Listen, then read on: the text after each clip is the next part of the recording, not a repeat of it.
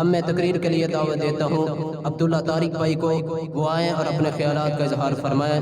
جناب محترم عبداللہ طارق بھائی حفظہ اللہ۔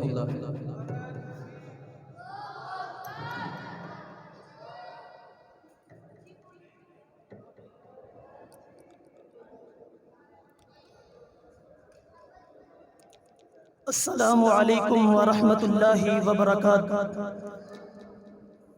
الحمد للہ الذی امرنا بالجہاد والصلاة والسلام علی نبی المجاہد الذی ارسل بالسیف والسنان لتکون کلمۃ اللہ غالبا علی الادیان۔ اما بعد فاعوذ باللہ من الشیطان الرجیم۔ بسم اللہ الرحمن الرحیم۔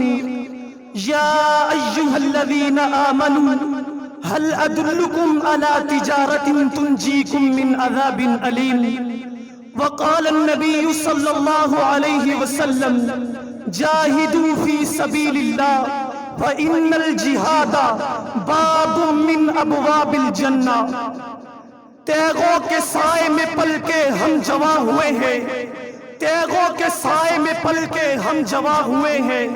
خنجر ہلال کا ہے قومی نشاں ہمارا، مغرب کی وادیوں میں گونجی اذان ہماری، مغرب کی وادیوں میں گونجی اذان ہماری، تھمتا نہ تھا کسی سے سیل روا ہمارا۔ سنادید محفل، میرے مربی اور مشفق اساتذہ کرام و حاضرین مجلس، میں آج آپ کے سامنے جس موضوع کو رکھنا چاہتا ہوں وہ جہاد فی سبیل اللہ کی برکتیں اور موجودہ حالات۔ حضرات، وہی جہاد کہ جس کے متعلق رب تعالیٰ کا قرآن کہتا ہے یا ایہا الذین آمنوا هل ادلکم علی تجارۃ تنجیکم من عذاب علیم تؤمنون باللہ ورسولہ وتجاہدون فی سبیل اللہ باموالکم وانفسکم ذالکم خیر لکم ان کنتم تعلمون۔ حضرات، وہی جہاد کہ جس کے متعلق رب کا قرآن کہتا ہے، اس کی عظمت اور فضیلتوں کو بیان کرتے ہوئے رب کا قرآن کہتا ہے قاتلوہم یعذبہم اللہ بأیدیکم ویخزہم وینصرکم علیہم ویشفی صدور قوم مؤمنین۔ وہی جہاد کہ جس کے متعلق رب کا قرآن کہتا ہے ان اللہ اشتری من المؤمنین انفسہم واموالہم بان لہم الجنہ یقاتلون فی سبیل اللہ فیقتلون فیقتلون۔ حضرات، ہم جہاد کی جتنی مرضی مخالفتیں کر لیں، جہاد کی جتنی مرضی مخالفتیں کر لیں، لیکن ایک بات میری کان کھول کے سن لو، جہاد کی فضیلت اور برکت میں ایک رائی کے دانے کے برابر کمی نہیں آ سکتی۔ آقا کا فرمان مسند احمد کی روایت 22,172 نمبر پر یہ روایت موجود ہے۔